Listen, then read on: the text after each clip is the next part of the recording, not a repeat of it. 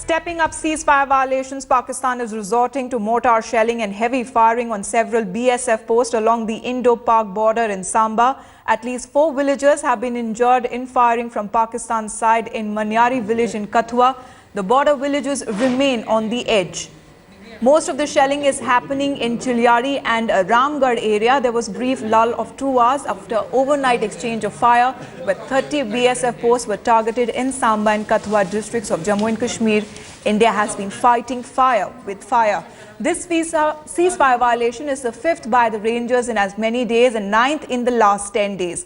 Apart from border outposts in Samba sector and in Hiranagar sector of Kathua district, they're also being targeted. The government had said that there is no doubt that Pakistan was trying to push militants into Jammu and Kashmir and giving cover to such attempts by continuous firing along the border.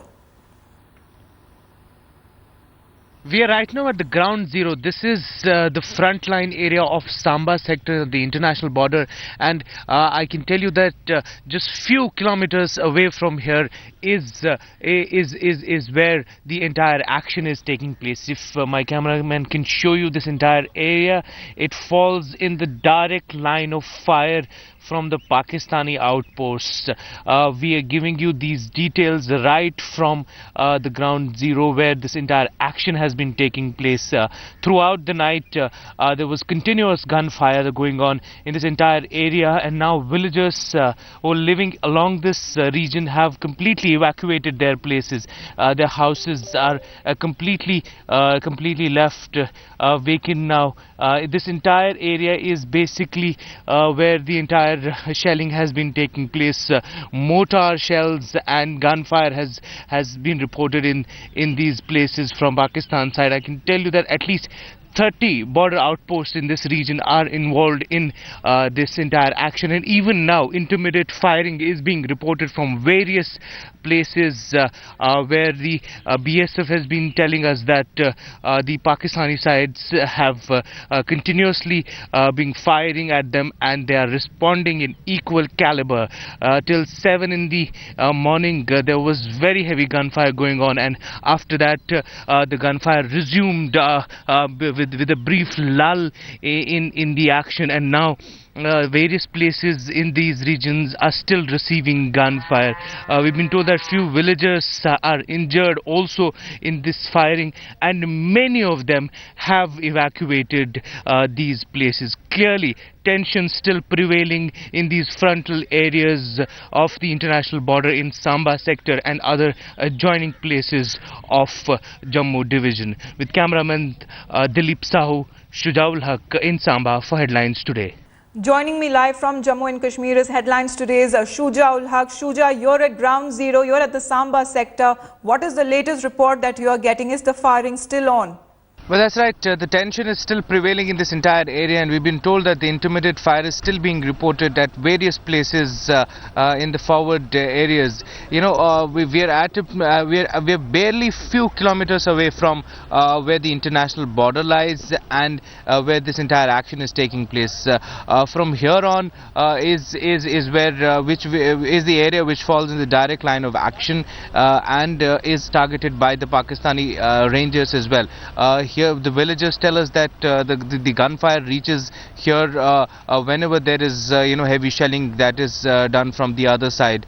Most of the places, most of the areas in this region have been evacuated by villagers. We saw a lot of people actually even now moving out, evacuating their places, taking out their belongings and going to other areas which are relatively safer. So clearly at this moment I can tell you that the tension is very much prevailing here.